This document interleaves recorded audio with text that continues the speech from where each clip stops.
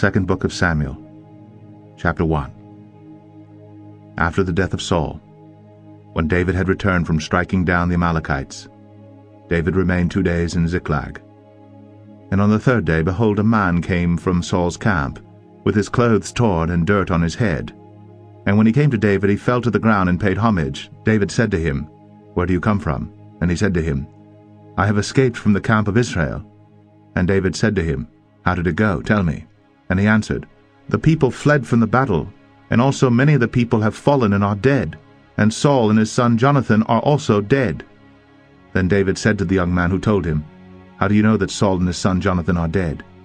And the young man who told him said, By chance I happened to be on Mount Gilboa, and there was Saul leaning on his spear, and behold, the chariots and the horsemen were close upon him.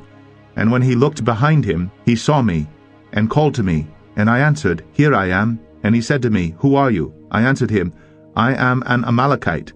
And he said to me, Stand beside me and kill me, for anguish has seized me, and yet my life still lingers. So I stood beside him and killed him, because I was sure that he could not live after he had fallen.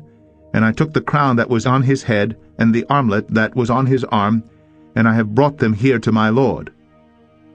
Then David took hold of his clothes, and tore them. And so did all the men who were with him. And they mourned and wept and fasted until evening for Saul, and for Jonathan his son, and for the people of the Lord, and for the house of Israel, because they had fallen by the sword. And David said to the young man who told him, Where do you come from? And he answered, I am the son of a sojourner, an Amalekite. David said to him, How is it you were not afraid to put out your hand to destroy the Lord's anointed?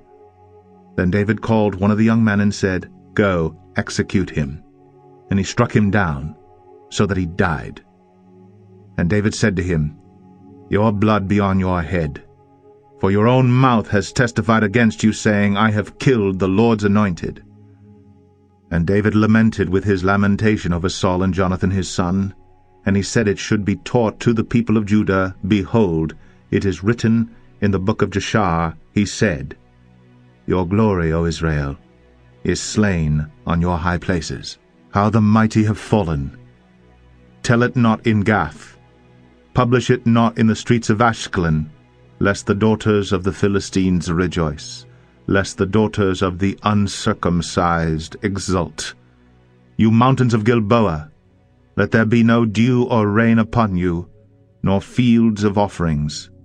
For there the shield of the mighty was defiled, the shield of Saul, not anointed with oil. From the blood of the slain, from the fat of the mighty, the bow of Jonathan turned not back, and the sword of Saul returned not empty. Saul and Jonathan, beloved and lovely, in life and in death, they were not divided. They were swifter than eagles. They were stronger than lions.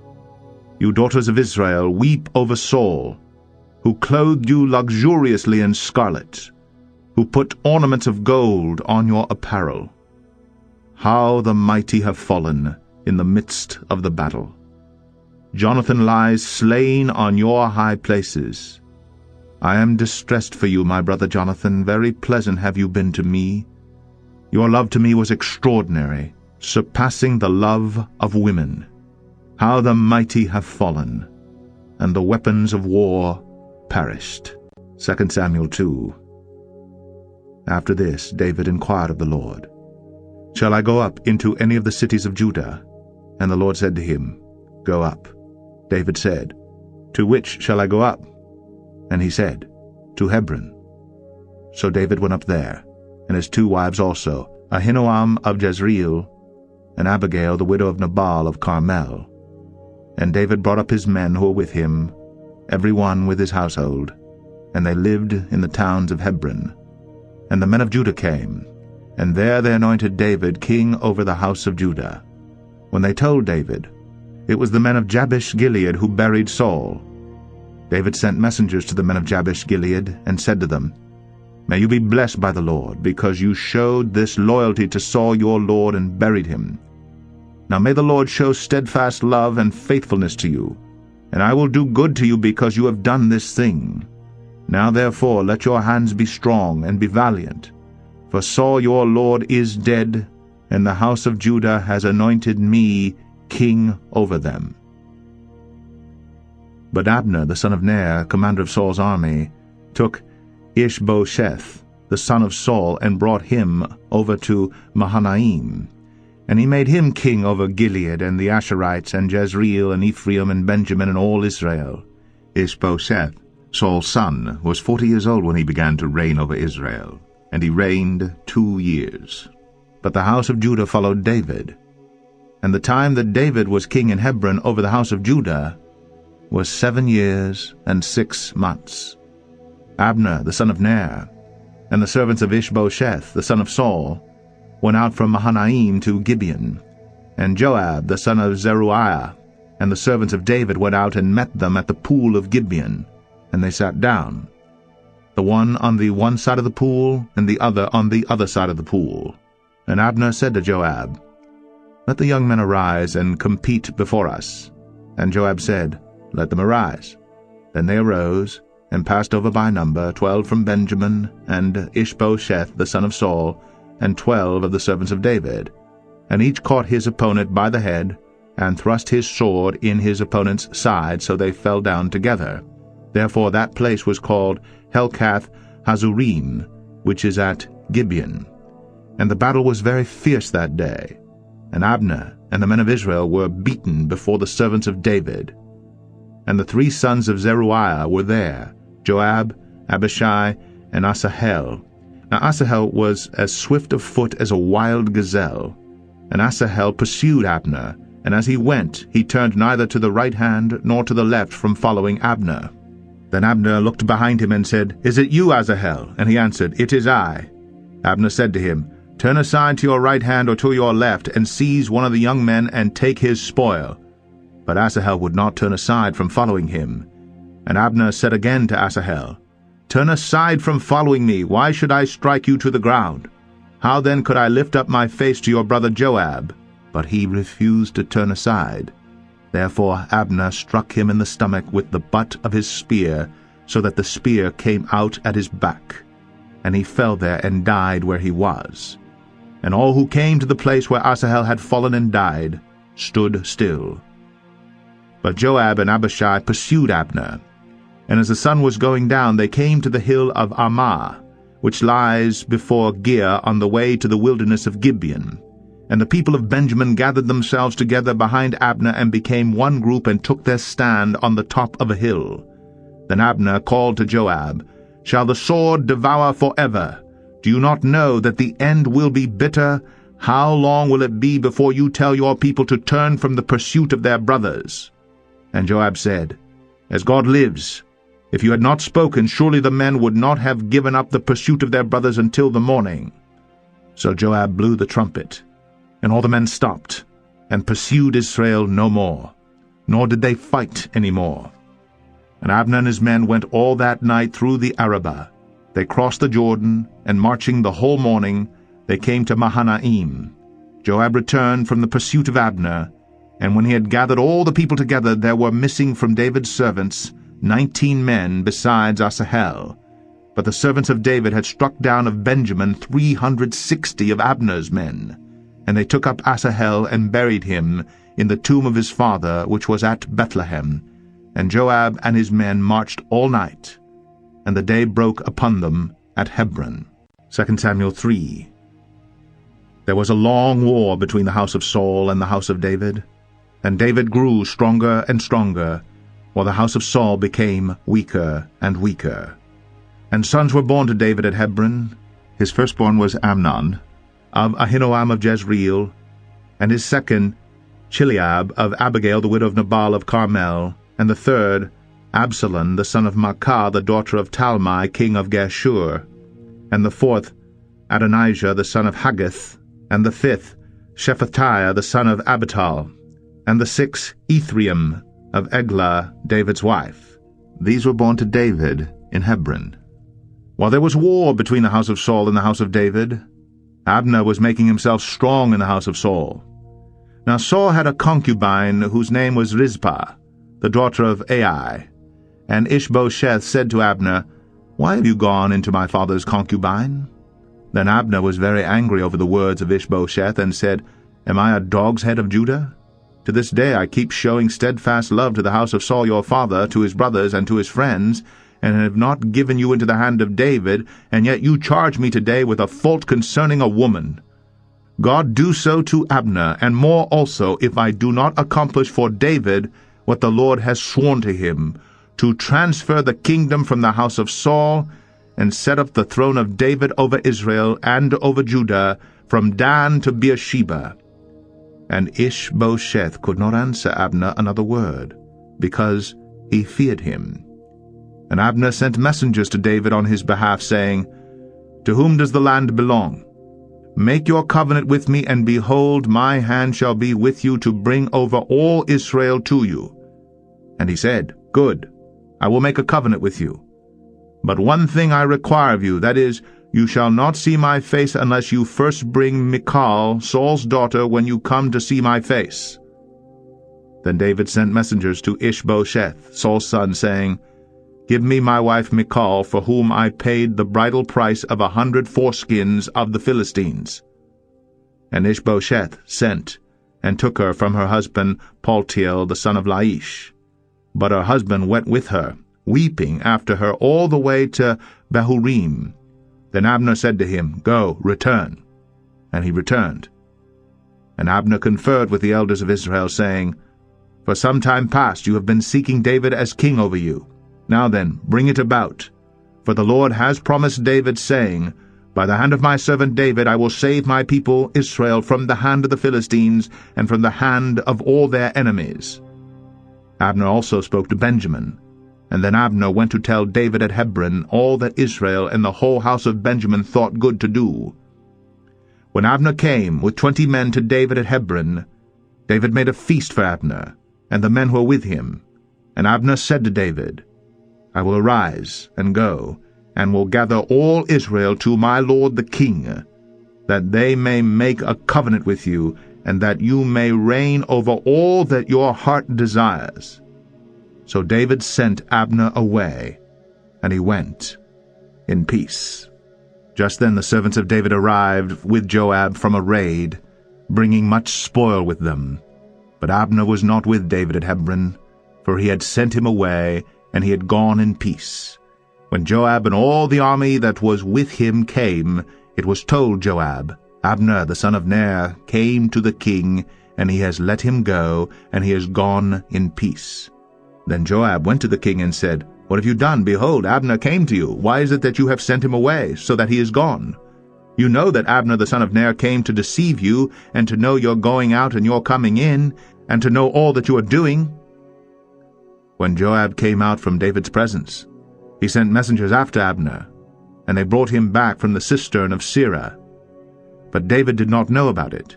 And when Abner returned to Hebron, Joab took him aside into the midst of the gate to speak with him privately. And there he struck him in the stomach so that he died, for the blood of Asahel his brother.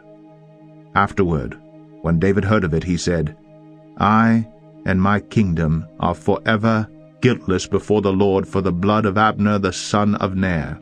May it fall upon the head of Joab and upon all his father's house, and may the house of Joab never be without one who has a discharge, or who is leprous, or who holds a spindle, or who falls by the sword, or who lacks bread. So Joab and Abishai his brother killed Abner, because he had put their brother Asahel to death in the battle at Gibeon.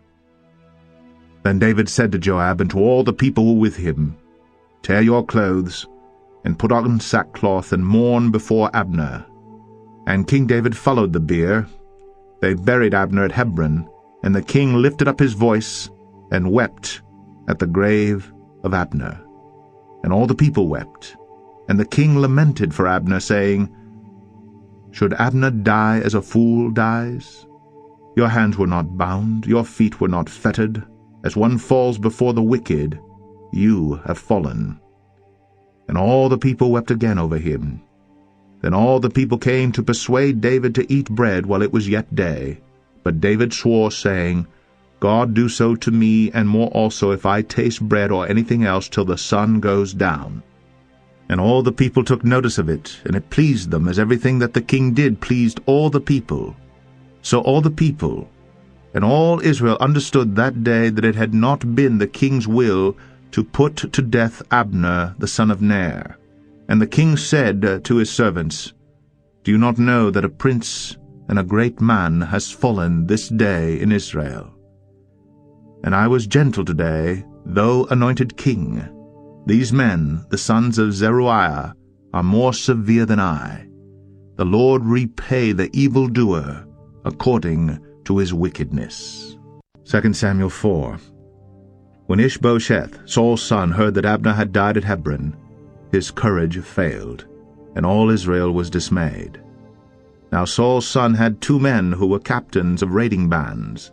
The name of the one was Baanah, and the name of the other Rechab, sons of Rimmon, a man of Benjamin from Beeroth. For Beeroth also is counted part of Benjamin. The Beerothites fled to Gittaim and have been sojourners there to this day. Jonathan the son of Saul had a son who was crippled in his feet. He was 5 years old when the news about Saul and Jonathan came from Jezreel, and his nurse took him up and fled. And as she fled in her haste, he fell and became lame, and his name was Mephibosheth. Now the sons of Rimmon, the Beerothite, Rechab and Baanah, set out, and about the heat of the day they came to the house of Ish-bosheth, as he was taking his noonday rest. And they came into the midst of the house as if to get wheat, and they stabbed him in the stomach. Then Rechab and Baanah his brother escaped.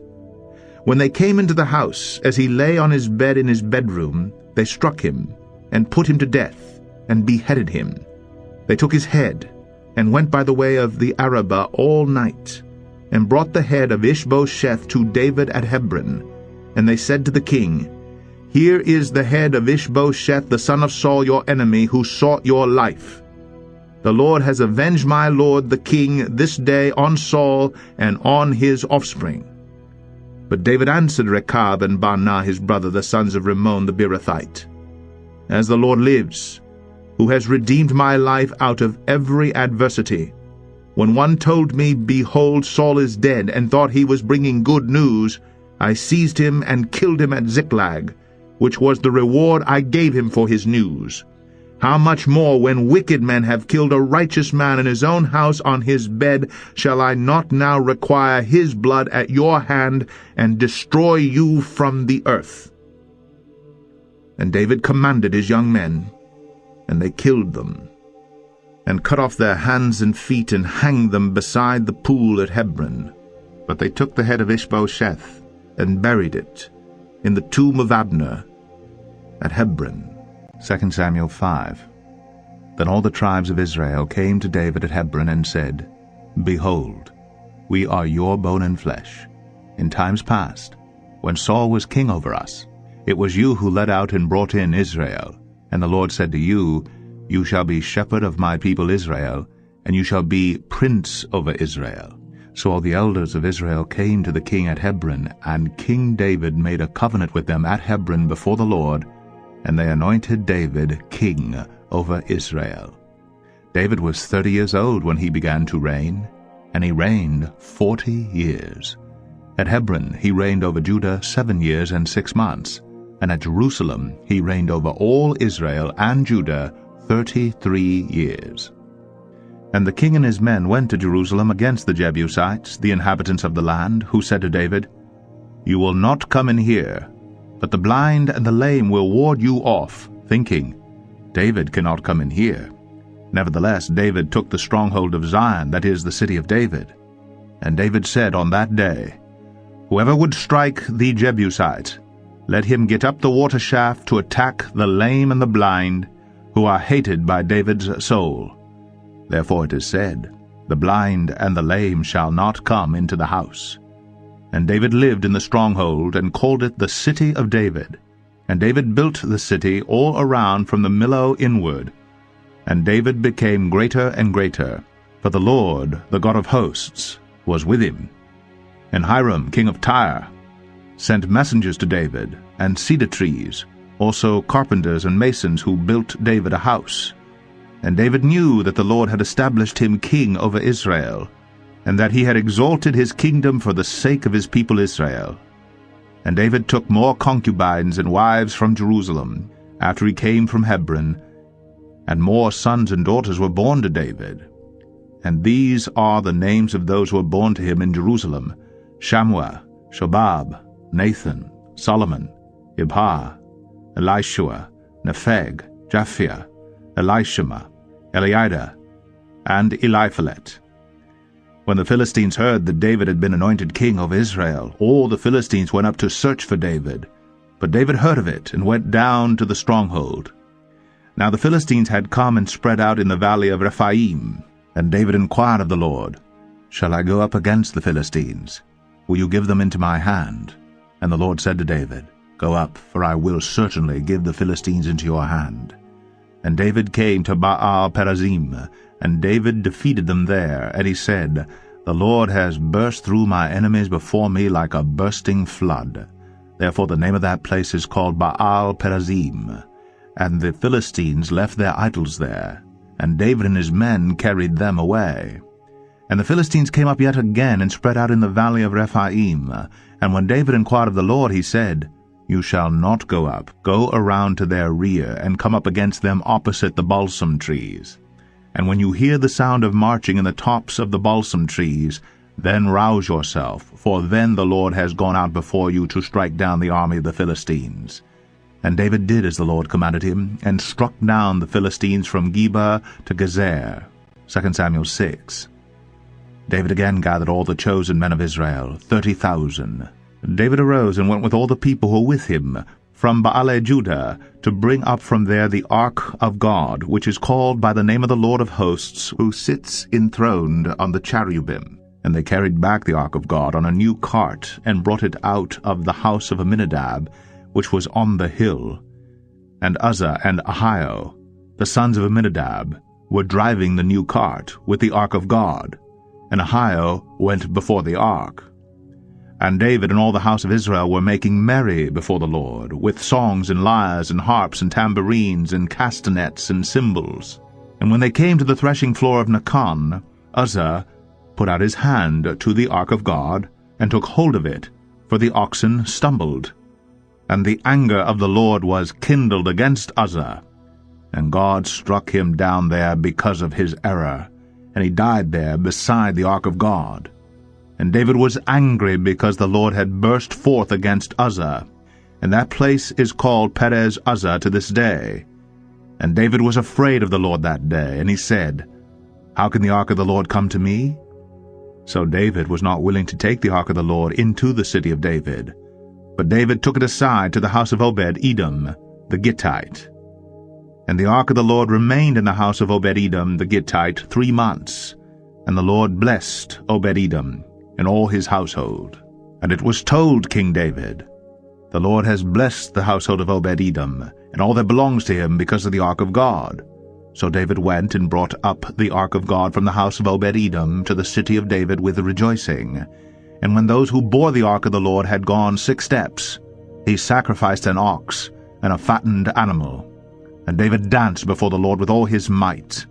And David was wearing a linen ephod. So David and all the house of Israel brought up the ark of the Lord with shouting and with the sound of the horn. As the ark of the Lord came into the city of David, Michal, the daughter of Saul, looked out of the window and saw King David leaping and dancing before the Lord. And she despised him in her heart. And they brought in the ark of the Lord and set it in its place, inside the tent that David had pitched for it. And David offered burnt offerings and peace offerings before the Lord. And when David had finished offering the burnt offerings and the peace offerings, he blessed the people in the name of the Lord of hosts, and distributed among all the people, the whole multitude of Israel, both men and women, a cake of bread, a portion of meat, and a cake of raisins to each one. Then all the people departed, each to his house. And David returned to bless his household. But Michal, the daughter of Saul, came out to meet David and said, "How the king of Israel honored himself today, uncovering himself today before the eyes of his servants' female servants, as one of the vulgar fellows shamelessly uncovers himself." And David said to Michal, It was before the Lord, who chose me above your father and above all his house, to appoint me as prince over Israel, the people of the Lord. And I will make merry before the Lord. I will make myself yet more contemptible than this, and I will be abased in your eyes. But by the female servants of whom you have spoken, by them I shall be held in honor. And Michal, the daughter of Saul, had no child to the day of her death. 2 Samuel 7. Now when the king lived in his house, and the Lord had given him rest from all his surrounding enemies, the king said to Nathan the prophet, See now, I dwell in a house of cedar, but the ark of God dwells in a tent. And Nathan said to the king, Go, do all that is in your heart, for the Lord is with you. But that same night the word of the Lord came to Nathan, Go, and tell my servant David, Thus says the Lord, Would you build me a house to dwell in? I have not lived in a house since the day I brought up the people of Israel from Egypt to this day, but I have been moving about in a tent for my dwelling. In all places where I have moved with all the people of Israel, did I speak a word with any of the judges of Israel, whom I commanded to shepherd my people Israel, saying, Why have you not built me a house of cedar? Now therefore, thus you shall say to my servant David, Thus says the Lord of hosts, I took you from the pasture, from following the sheep, that you should be prince over my people Israel. And I have been with you wherever you went, and have cut off all your enemies from before you. And I will make for you a great name, like the name of the great ones of the earth. And I will appoint a place for my people Israel, and will plant them, so that they may dwell in their own place, and be disturbed no more. And violent men shall afflict them no more, as formerly, from the time that I appointed judges over my people Israel. And I will give you rest from all your enemies. Moreover, the Lord declares to you that the Lord will make you a house. When your days are fulfilled, and you lie down with your fathers, I will raise up your offspring after you, who shall come from your body, and I will establish his kingdom. He shall build a house for my name, and I will establish the throne of his kingdom forever. I will be to him a father, and he shall be to me a son. When he commits iniquity, I will discipline him with the rod of men, with the stripes of the sons of men. But my steadfast love will not depart from him, as I took it from Saul, whom I put away from before you. And your house and your kingdom shall be made sure forever before me. Your throne shall be established forever. In accordance with all these words, and in accordance with all this vision, Nathan spoke to David. Then King David went in and sat before the Lord, and said, Who am I, O Lord God? And what is my house that you have brought me thus far? And yet this was a small thing in your eyes, O Lord God. You have spoken also of your servant's house for a great while to come, and this is instruction for mankind, O Lord God. And what more can David say to you? For you know your servant, O Lord God. Because of your promise, and according to your own heart, you have brought about all this greatness, to make your servant know it. Therefore you are great, O Lord God, for there is none like you, and there is no God beside you, according to all that we have heard with our ears. And who is like your people Israel, the one nation on earth whom God went to redeem to be his people, making himself a name and doing for them great and awesome things by driving out before your people, whom you redeemed for yourself from Egypt, a nation and its gods. And you established for yourself your people Israel to be your people forever. And you, O Lord, became their God. And now, O Lord God, confirm forever the word that you have spoken concerning your servant, and concerning his house. And do as you have spoken, and your name will be magnified forever, saying, The Lord of hosts is God over Israel. And the house of your servant David will be established before you.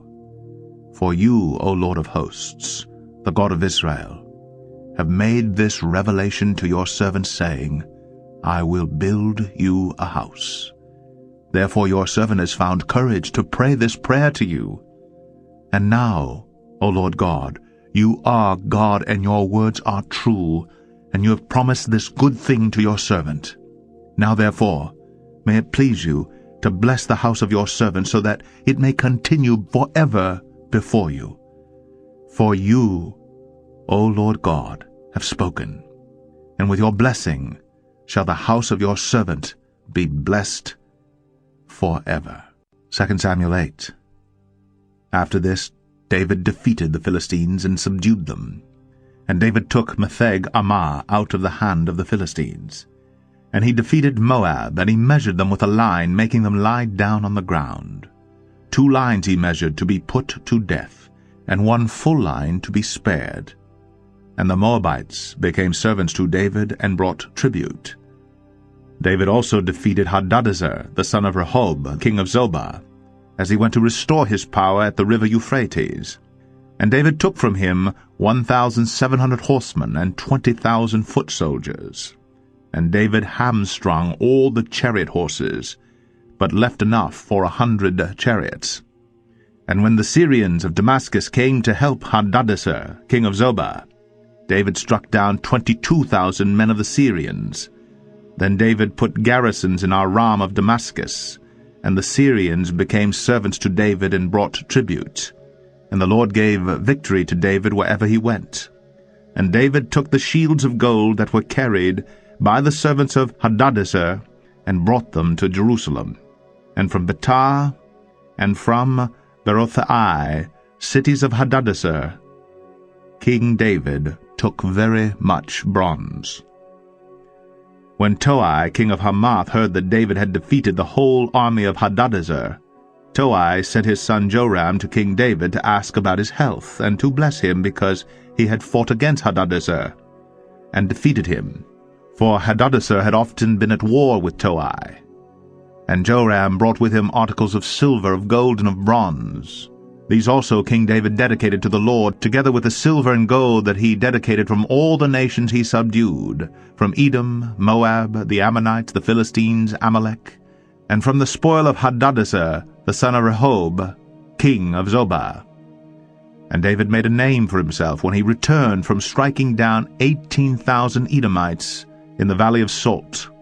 Then he put garrisons in Edom. Throughout all Edom he put garrisons, and all the Edomites became David's servants, and the Lord gave victory to David wherever he went. So David reigned over all Israel, and David administered justice and equity to all his people. Joab the son of Zeruiah was over the army, and Ish-bosheth the son of Ahilud was recorder, and Zadok the son of Ahitub and Ahimelech the son of Abiathar were priests, and Seraiah was secretary, and Benaniah the son of Jehoiada was over the Cherethites and the Pelethites, and David's sons were priests. 2 Samuel 9. And David said, Is there still anyone left of the house of Saul, that I may show him kindness for Jonathan's sake? Now there was a servant of the house of Saul, whose name was Ziba, and they called him to David. And the king said to him, Are you Ziba? And he said, I am your servant. And the king said, Is there not still someone of the house of Saul, that I may show the kindness of God to him? Ziba said to the king, There is still a son of Jonathan, he is crippled in his feet. The king said to him, Where is he? And Ziba said to the king, He is in the house of Machir, the son of Ammiel, at Lodebar. Then King David sent and brought him from the house of Machir, the son of Ammiel, at Lodebar. And Mephibosheth, the son of Jonathan, son of Saul, came to David, and fell on his face and paid homage. And David said, Mephibosheth. And he answered, Behold, I am your servant. And David said to him, Do not fear, for I will show you kindness for the sake of your father Jonathan. And I will restore to you all the land of Saul your father, and you shall eat at my table always. And he paid homage and said, What is your servant, that you should show regard for a dead dog such as I?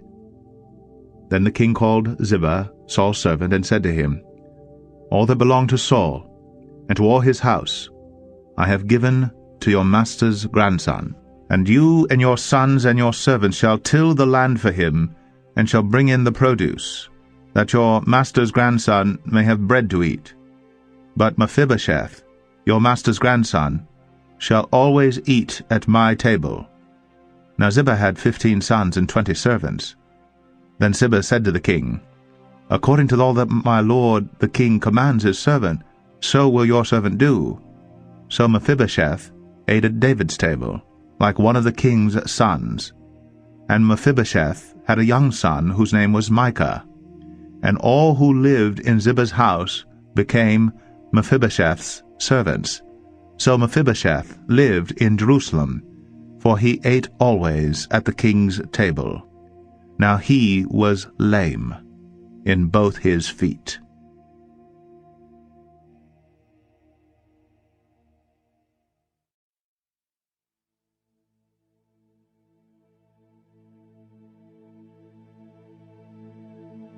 Second Samuel 10.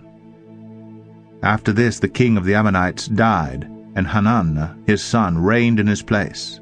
And David said, "I will deal loyally with Hanun, the son of Nahash, as his father dealt loyally with me." So David sent by his servant to console him concerning his father. And David's servants came into the land of the Ammonites. But the princes of the Ammonites said to Hanun their lord, "Do you think because David has sent comforters to you, that he is honoring your father? Has not David sent his servants to you to search the city, and to spy it out, and to overthrow it?" So Hanun took David's servants, and shaved off half the beard of each, and cut off their garments in the middle, at their hips, and sent them away. When it was told David, he sent to meet them, for the men were greatly ashamed. And the king said, "Remain at Jericho until your beards have grown, and then return." When the Ammonites saw that they had become a stench to David, the Ammonites sent and hired the Syrians of Beth-rehob and the Syrians of Zobah 20,000 foot soldiers, and the king of Maacah with 1,000 men, and the men of Tob 12,000 men.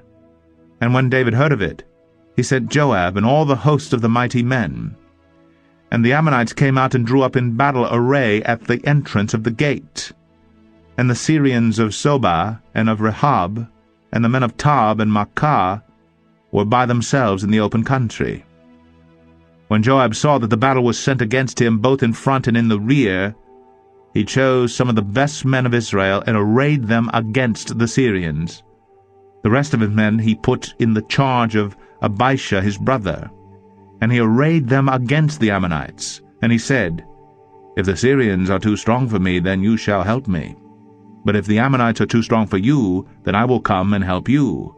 Be of good courage, and let us be courageous for our people, and for the cities of our God.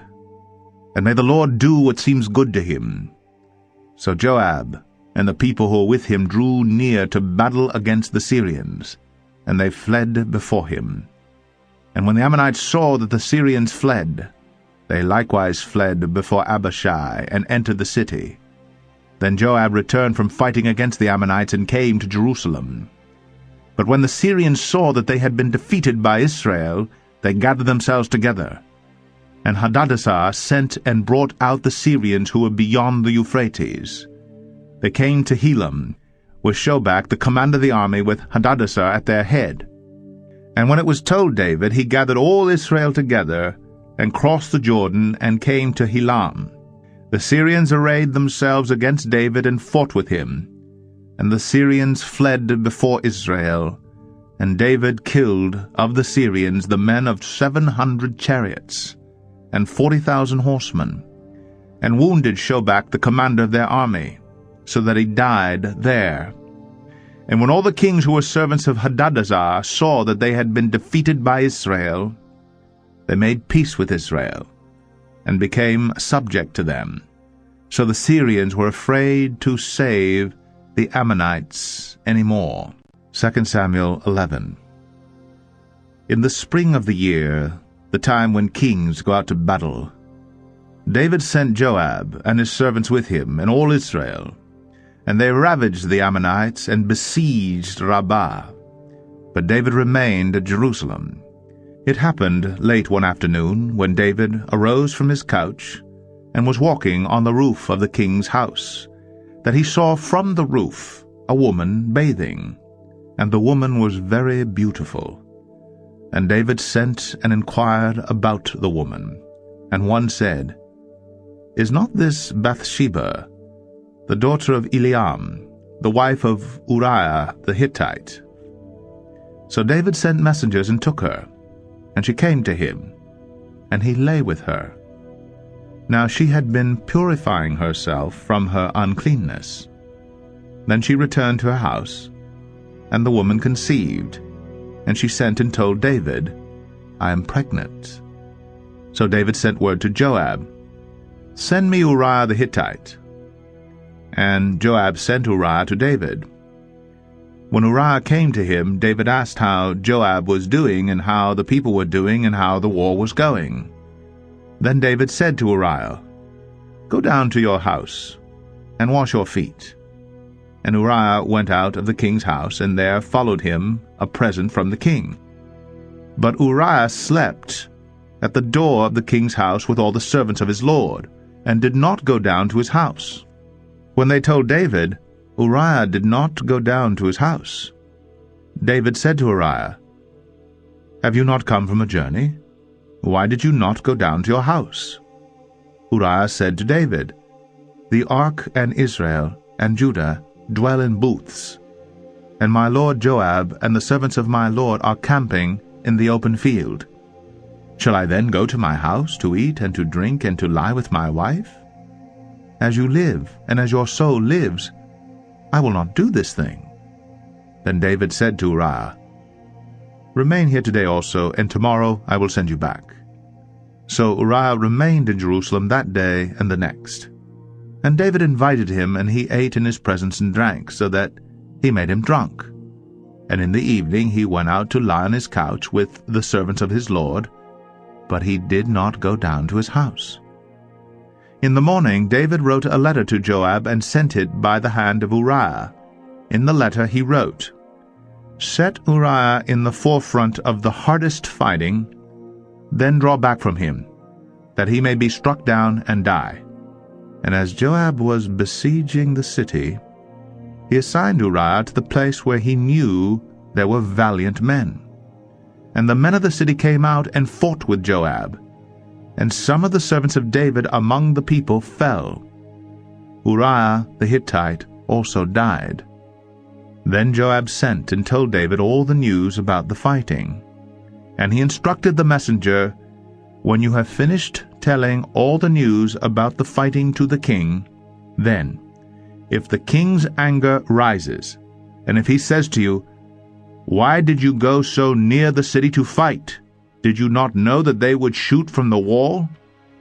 Who killed Abimelech the son of Jerubbesheth?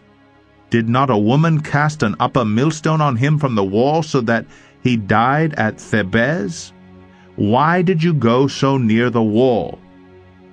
Then you shall say, 'Your servant Uriah the Hittite is dead also.'" So the messenger went and came and told David all that Joab had sent him to tell. The messenger said to David, "The men gained an advantage over us, and came out against us in the field, but we drove them back to the entrance of the gate. Then the archers shot at your servants from the wall. Some of the king's servants are dead, and your servant Uriah the Hittite is dead also." David said to the messenger, "Thus shall you say to Joab, 'Do not let this matter trouble you, for the sword devours now one and now another. Strengthen your attack against the city, and overthrow it, and encourage him.'"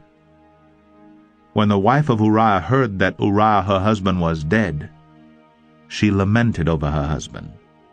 And when the mourning was over, David sent and brought her to his house, and she became his wife, and bore him a son. But the thing that David had done displeased the Lord. 2 Samuel 12. And the Lord sent Nathan to David. He came to him and said to him, "There were 2 men in a certain city. the one rich and the other poor. The rich man had very many flocks and herds, but the poor man had nothing but one little ewe lamb, which he had bought. And he brought it up, and it grew up with him and with his children. It used to eat of his morsel and drink from his cup and lie in his arms, and it was like a daughter to him. Now there came a traveler to the rich man, and he was unwilling to take one of his own flock or herd to prepare for the guests who had come to him. But he took the poor man's lamb, and prepared it for the man who had come to him. Then David's anger was greatly kindled against the man, and he said to Nathan, "As the Lord lives, the man who has done this deserves to die, and he shall restore the lamb fourfold because he did this thing, and because he had no pity." Nathan said to David, "You are the man. Thus says the Lord, the God of Israel, I anointed you king over Israel, and I delivered you out of the hand of Saul. And I gave you your master's house, and your master's wives into your arms, and gave you the house of Israel and of Judah. And if this were too little, I would add to you as much more. Why have you despised the word of the Lord to do what is evil in his sight? You have struck down Uzzah the Hittite with the sword, and have taken his wife to be your wife, and have killed him with the sword of the Ammonites. Now therefore the sword shall never depart from your house, because you have despised me, and have taken the wife of Uzzah the Hittite to be your wife. Thus says the Lord, Behold, I will raise up evil against you out of your own house, and I will take your wives before your eyes, and give them to your neighbor. And he shall lie with your wives in the sight of this sun. For you did it secretly. But I will do this thing before all Israel, and before the sun." David said to Nathan, "I have sinned against the Lord." And Nathan said to David, "The Lord also has put away your sin. You shall not die. Nevertheless, because by this deed you have utterly scorned the Lord, the child who is born to you shall die." Then Nathan went to his house. And the Lord afflicted the child that Uriah's wife bore to David, and he became sick. David therefore sought God on behalf of the child, and David fasted and went in and lay all night on the ground. And the elders of his house stood beside him to raise him from the ground, but he would not, nor did he eat food with them. On the 7th day the child died. And the servants of David were afraid to tell him that the child was dead. For they said, Behold, while the child was yet alive, we spoke to him, and he did not listen to us. How then can we say to him, The child is dead? He may do himself some harm. But when David saw that his servants were whispering together, David understood that the child was dead. And David said to his servants, Is the child dead? They said, He is dead. Then David arose from the earth, and washed, and anointed himself, and changed his clothes. And he went into the house of the Lord, and worshipped. He then went to his own house, and when he asked, they set food before him, and he ate. Then his servants said to him, What is this thing that you have done? You fasted and wept for the child while he was alive, but when the child died, you arose and ate food. He said, While the child was still alive, I fasted and wept, for I said, Who knows whether the Lord will be gracious to me, that the child may live? But now he is dead. Why should I fast? Can I bring him back again? I shall go to him, but he will not return to me. Then David comforted his wife Bathsheba, and went into her and lay with her, and she bore a son. And he called his name Solomon. And the Lord loved him, and sent a message by Nathan the prophet. So he called his name Jedediah, because of the Lord. Now Joab fought against Rabbah of the Ammonites, and took the royal city. And Joab sent messengers to David, and said, I have fought against Rabbah, moreover I have taken the city of waters. Now then, gather the rest of the people together, and encamp against the city, and take it, lest I take the city, and it be called by my name. So David gathered all the people together, and went to Rabbah, and fought against it, and took it. And he took the crown of their king from his head. The weight of it was a talent of gold, and in it was a precious stone, and it was placed on David's head. And he brought out the spoil of the city, a very great amount. And he brought out the people who were in it, and set them to labor with saws and iron picks and iron axes, and made them toil at the brick kilns. And thus he did to all the cities of the Ammonites. Then David and all the people returned to Jerusalem. 2 Samuel 13. Now Absalom, David's son, had a beautiful sister whose name was Tamar. And after a time Amnon, David's son, loved her. And Amnon was so tormented that he made himself ill because of his sister Tamar, for she was a virgin, and it seemed impossible to Amnon to do anything to her. But Amnon had a friend whose name was Jonadab, the son of Shimea, David's brother. And Jonadab was a very crafty man, and he said to him, O son of the king, why are you so haggard morning after morning? Will you not tell me? Amnon said to him, I love Tamar, my brother Absalom's sister.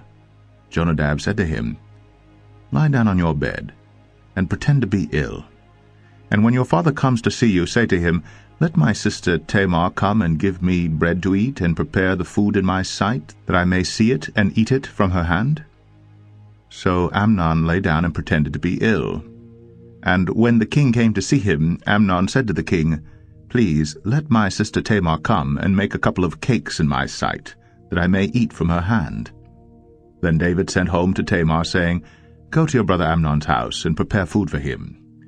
So Tamar went to her brother Amnon's house, where he was lying down. And she took dough, and kneaded it, and made cakes in his sight, and baked the cakes. And she took the pan, and emptied it out before him. But he refused to eat. And Amnon said, Send out everyone from me. So everyone went out from him. Then Amnon said to Tamar, Bring the food into the chamber, that I may eat from your hand. And Tamar took the cakes she had made, and brought them into the chamber to Amnon her brother. But when she brought them near to him to eat, he took hold of her, and said to her, Come, lie with me, my sister. She answered him, No, my brother, do not violate me, for such a thing is not done in Israel. Do not do this outrageous thing. As for me, where could I carry my shame? And as for you, you would be as one of the outrageous fools in Israel. Now therefore, please, speak to the king, for he will not withhold me from you. But he would not listen to her. And being stronger than she, he violated her, and lay with her. Then Amnon hated her with very great hatred, so that the hatred with which he hated her was greater than the love with which he had loved her. And Amnon said to her, Get up, go. But she said to him, No, my brother, for this wrong in sending me away is greater than the other that you did to me. But he would not listen to her. He called the young man who served him and said, Put this woman out of my presence, and bolt the door after her. Now she was wearing a long robe with sleeves, for thus were the virgin daughters of the king dressed. So his servant put her out, and bolted the door after her. And Tamar put ashes on her head, and tore her long robe that she wore. And she laid her hand on her head, and went away, crying aloud as she went. And her brother Absalom said to her, Has Amnon, your brother, been with you? Now hold your peace, my sister. He is your brother. Do not take this to heart. So Tamar lived, a desolate woman, in her brother Absalom's house. When King David heard of all these things, he was very angry. But Absalom spoke to Amnon neither good nor bad, for Absalom hated Amnon, because he had violated his sister Tamar. After 2 full years, Absalom had sheep shearers at Baal-Hazor, which is near Ephraim, and Absalom invited all the king's sons. And Absalom came to the king and said, Behold, your servant has sheep shearers. Please let the king and his servants go with your servant. But the king said to Absalom, No, my son, let us not all go, lest we be burdensome to you. He pressed him, but he would not go, but gave him his blessing. Then Absalom said, If not, please let my brother Amnon go with us. And the king said to him, Why should he go with you? But Absalom pressed him until he let Amnon and all the king's sons go with him. Then Absalom commanded his servants, Mark when Amnon's heart is merry with wine. And when I say to you, Strike Amnon, then kill him. Do not fear. Have I not commanded you? Be courageous and be valiant. So the servants of Absalom did to Amnon as Absalom had commanded. Then all the king's sons arose, and each mounted his mule and fled. While they were on the way, news came to David. Absalom has struck down all the king's sons, and not one of them is left. Then the king arose and tore his garments and lay on the earth. And all his servants who were standing by tore their garments. But Jonadab the son of Shemaiah, David's brother, said, Let not my lord suppose that they have killed all the young men, the king's sons. For Amnon alone is dead. For by the command of Absalom this has been determined from the day he violated his sister Tamar. Now therefore let not my lord the king so take it to heart as to suppose that all the king's sons are dead, for Amnon alone is dead. But Absalom fled, and the young man who kept the watch lifted up his eyes and looked, and behold, many people were coming from the road behind him by the side of the mountain. And Jonadab said to the king, Behold, the king's sons have come, as your servant said. So it has come about. And as soon as he had finished speaking, behold, the king's sons came, and lifted up their voice, and wept. And the king also and all his servants wept very bitterly. But Absalom fled, and went to Talmai, the son of Ammihud, king of Geshur. And David mourned for his son day after day. So Absalom fled and went to Geshur, and was there 3 years. And the spirit of the king longed to go out to Absalom, because he was comforted about Amnon, since he was dead. 2 Samuel 14.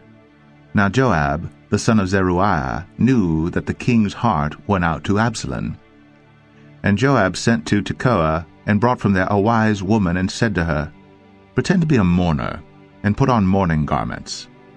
Do not anoint yourself with oil, but behave like a woman who has been mourning many days for the dead. Go to the king, and speak thus to him. So Joab put the words in her mouth. When the woman of Tekoa came to the king, she fell on her face to the ground, and paid homage, and said, Save me, O king. And the king said to her, What is your trouble? She answered, Alas, I am a widow. My husband is dead, and your servant had 2 sons, and they quarreled with one another in the field. There was no one to separate them, and one struck the other and killed him. And now the whole clan has risen against your servant, and they say, Give up the man who struck his brother, that we may put him to death for the life of his brother whom he killed. And so they would destroy the heir also. Thus they would quench my coal that is left, and leave to my husband neither name nor remnant on the face of the earth. Then the king said to the woman, Go to your house, and I will give orders concerning you. And the woman of Tekoa said to the king, On me be the guilt, my lord the king, and on my father's house let the king and his throne be guiltless. The king said, If anyone says anything to you, bring him to me, and he shall never touch you again. Then she said, Please, let the king invoke the Lord your God, that the avenger of blood kill no more, and my son be not destroyed. He said, As the Lord lives, not one hair of your son shall fall to the ground. Then the woman said, Please, let your servant speak a word to my lord the king. He said, Speak. And the woman said, Why then have you planned such a thing against the people of God? For in giving this decision the king convicts himself, inasmuch as the king does not bring his banished one home again. We must all die. We are all like water spilled on the ground, which cannot be gathered up again. But God will not take away life, and he devises means so that the banished one will not remain an outcast. Now I have come to say this to my lord the king, because the people have made me afraid, and your servant thought, I will speak to the king. It may be that the king will perform the request of his servant. For the king will hear and deliver his servant from the hand of the man who would destroy me and my son together from the heritage of God. And your servant thought, the word of my lord the king will set me at rest. For my lord the king is like the angel of God to discern good and evil. The Lord your God be with you. Then the king answered the woman, Do not hide from me anything I ask you. And the woman said, Let my lord the king speak. The king said, Is the hand of Joab with you in all this? The woman answered and said, As surely as you live, my lord the king, one cannot turn to the right hand or to the left from anything that my lord the king has said. It was your servant Joab who commanded me. It was he who put all these words in the mouth of your servant. In order to change the course of things, your servant Joab did this. But my lord has wisdom like the wisdom of the angel of God to know all things that are on the earth. Then the king said to Joab, Behold now, I grant this, go, bring back the young man Absalom. And Joab fell on his face to the ground and paid homage and blessed the king. And Joab said, Today your servant knows that I have found favor in your sight, my lord the king, in that the king has granted the request of his servant. So Joab arose and went to Geshur and brought Absalom to Jerusalem. And the king said, Let him dwell apart in his own house. He is not to come into my presence.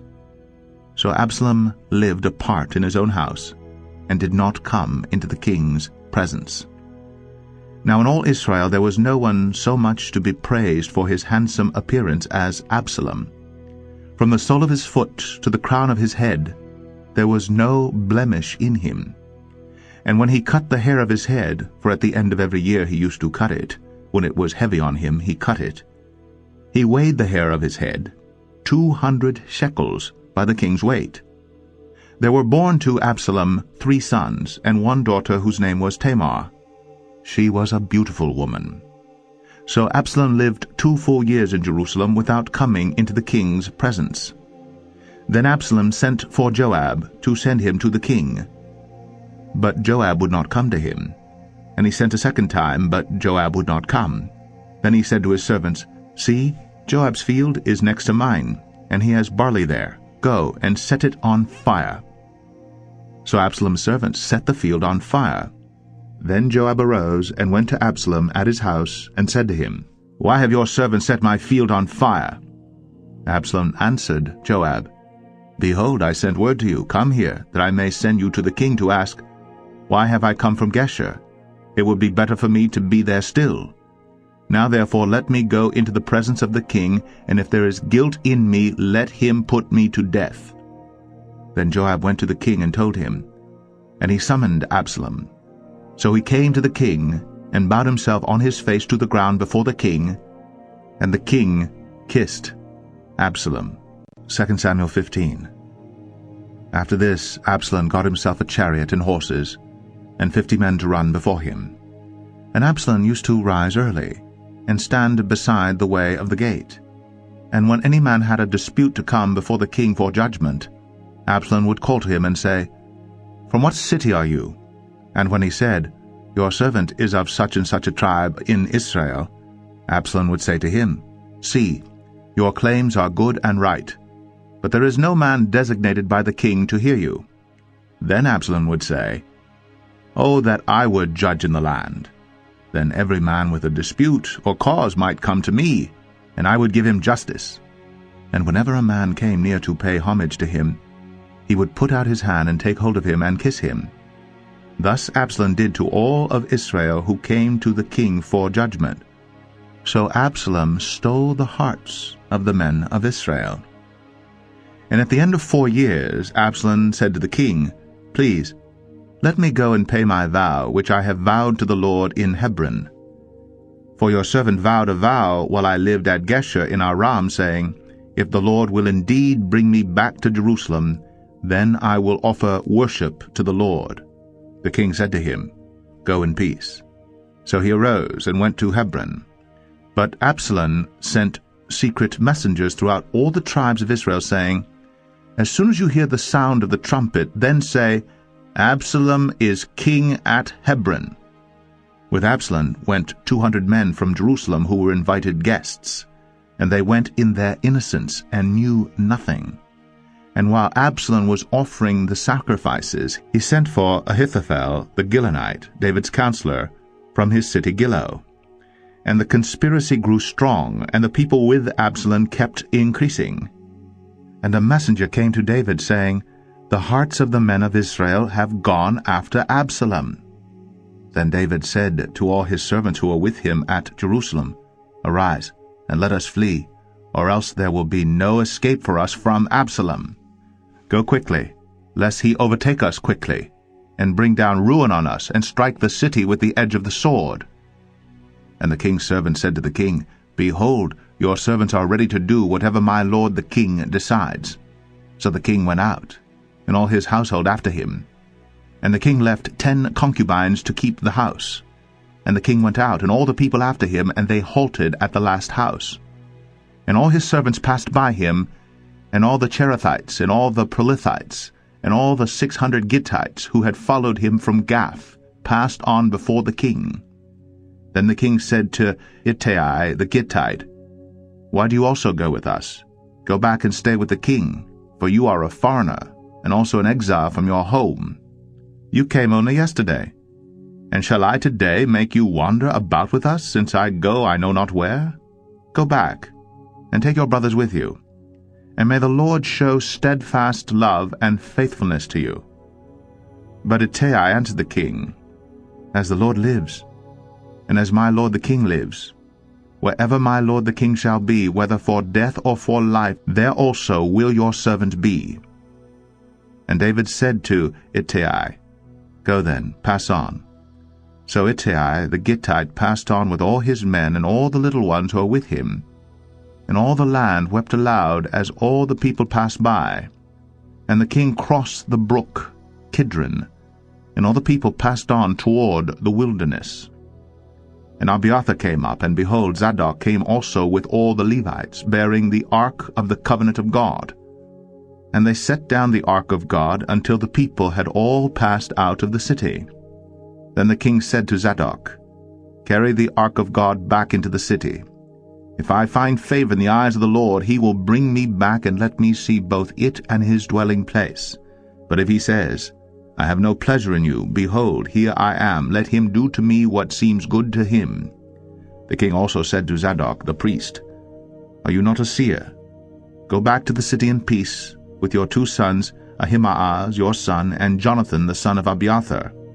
See, I will wait at the fords of the wilderness until word comes from you to inform me. So Zadok and Abiathar carried the ark of God back to Jerusalem, and they remained there. But David went up the ascent of the Mount of Olives, weeping as he went, barefoot, and with his head covered. And all the people who were with him covered their heads, and they went up weeping as they went. And it was told David, Ahithophel is among the conspirators with Absalom. And David said, O Lord, please turn the counsel of Ahithophel into foolishness.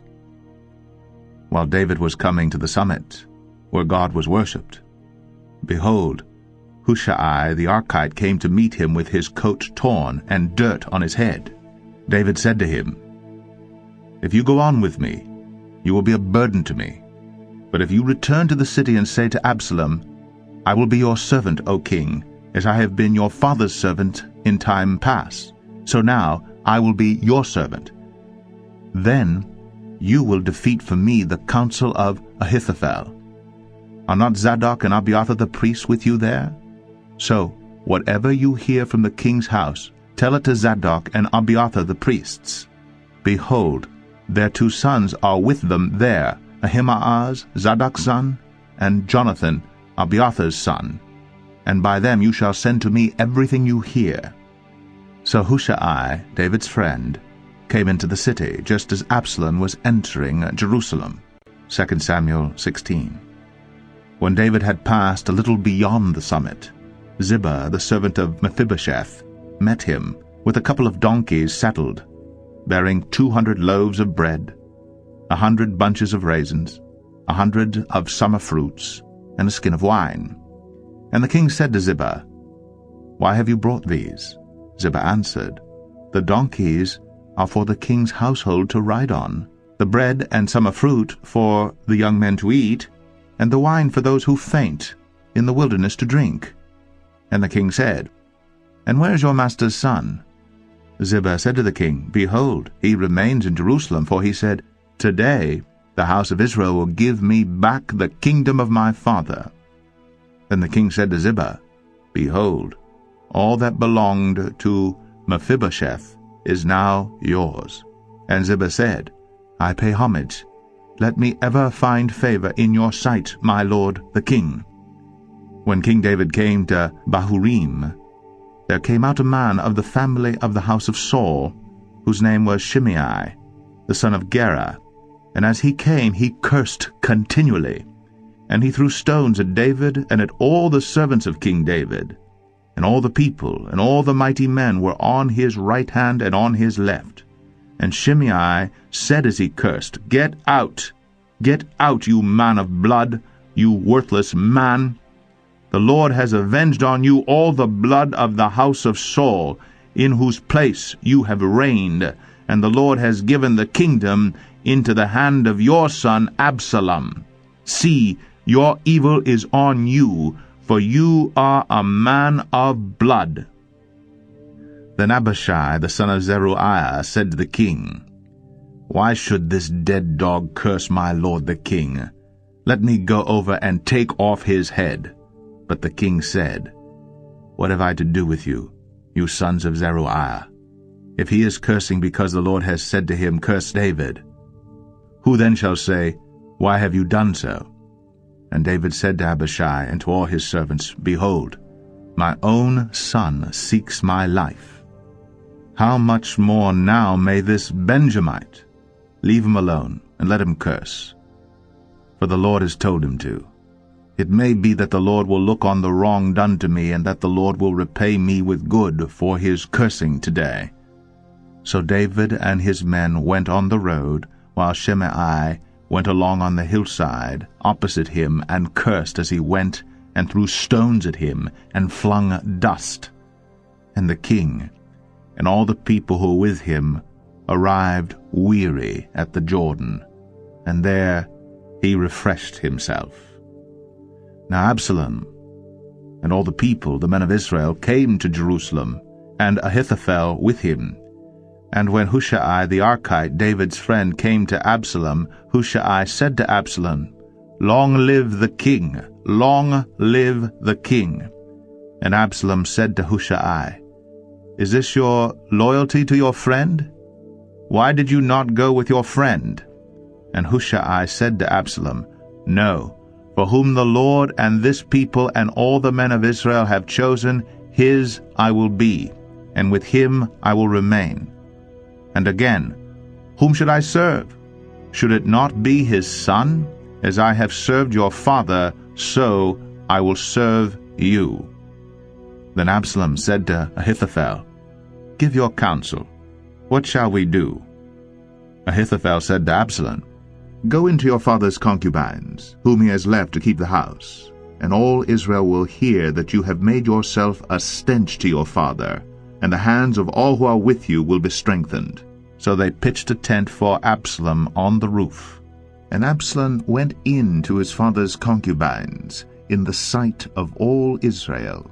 Now in those days the counsel that Ahithophel gave was as if one consulted the word of God. So was all the counsel of Ahithophel esteemed both by David and by Absalom. 2 Samuel 17. Moreover, Ahithophel said to Absalom, "Let me choose 12,000 men, and I will arise and pursue David tonight. I will come upon him while he is weary and discouraged, and throw him into a panic, and all the people who are with him will flee. I will strike down only the king, and I will bring all the people back to you as a bride comes home to her husband. You seek the life of only one man, and all the people will be at peace." And the advice seemed right in the eyes of Absalom, and all the elders of Israel. Then Absalom said, "Call Hushai the Archite also, and let us hear what he has to say." And when Hushai came to Absalom, Absalom said to him, "Thus has Ahithophel spoken. Shall we do as he says? If not, you speak." Then Hushai said to Absalom, "This time the counsel that Ahithophel has given is not good." Hushai said, "You know that your father and his men are mighty men, and that they are enraged, like a bear robbed of her cubs in the field. Besides, your father is expert in war. He will not spend the night with the people. Behold, even now he has hidden himself in one of the pits or in some other place. And as soon as some of the people fall at the first attack, whoever hears it will say, 'There has been a slaughter among the people who follow Absalom.' Then even the valiant man whose heart is like the heart of a lion will utterly melt with fear. For all Israel knows that your father is a mighty man, and that those who are with him are valiant men. But my counsel is that all Israel be gathered to you from Dan to Beersheba, as the sand by the sea for multitude, and that you go to battle in person. So we shall come upon him in some place where he is to be found, and we shall light upon him as the dew falls on the ground, and of him and all the men with him not one will be left. If he withdraws into a city, then all Israel will bring ropes to that city, and we shall drag it into the valley, until not even a pebble is to be found there." And Absalom and all the men of Israel said, "The counsel of Hushai the Archite is better than the counsel of Ahithophel." For the Lord had ordained to defeat the good counsel of Ahithophel, so that the Lord might bring harm upon Absalom. Then Hushai said to Zadok and Abiathar the priest, "Thus and so did Ahithophel counsel Absalom and the elders of Israel, and thus and so have I counseled. Now therefore send quickly and tell David, Do not stay tonight at the fords of the wilderness, but by all means pass over, lest the king and all the people who are with him be swallowed up." Now Jonathan and Ahimaaz were waiting at En-Rogel. A female servant was to go and tell them, and they were to go and tell King David, for they were not to be seen entering the city. But a young man saw them and told Absalom. So both of them went away quickly and came to the house of a man at Bahurim, who had a well in his courtyard. And they went down into it. And the woman took and spread a covering over the well's mouth and scattered grain on it, and nothing was known of it. When Absalom's servants came to the woman at the house, they said, "Where are Ahimaaz and Jonathan?" And the woman said to them, "They have gone over the brook of water." And when they had sought and could not find them, they returned to Jerusalem. After they had gone, the men came up out of the well and went and told King David. They said to David, "Arise, and go quickly over the water, for thus and so has Ahithophel counseled against you." Then David arose, and all the people who were with him, and they crossed the Jordan. By daybreak not one was left who had not crossed the Jordan. When Ahithophel saw that his counsel was not followed, he saddled his donkey and went off home to his own city. He set his house in order and hanged himself, and he died, and was buried in the tomb of his father. Then David came to Mahanaim, and Absalom crossed the Jordan with all the men of Israel. Now Absalom had set Amasa over the army instead of Joab. Amasa was the son of a man named Ithra the Ishmaelite, who had married Abigail the daughter of Nahash, sister Zeruiah, Joab's mother. And Israel and Absalom encamped in the land of Gilead. When David came to Mahanaim, Shobai the son of Nahash from Rabbah of the Ammonites, and Machir the son of Amiel from Lodebar, and Barzillai the Gileadite from Rogelim, brought beds, basins, and earthen vessels, wheat, barley, flour, parched grain, beans, and lentils, honey, and curds, and sheep, and cheese from the herd, for David and the people with him to eat. For they said, The people are hungry and weary and thirsty in the wilderness. 2 Samuel 18. Then David mustered the men who were with him, and set over them commanders of thousands and commanders of hundreds. And David sent out the army, 1/3 under the command of Joab, 1/3 under the command of Abishai, the son of Zeruiah, Joab's brother, and 1/3 under the command of Ittai the Gittite. And the king said to the men, I myself will also go out with you.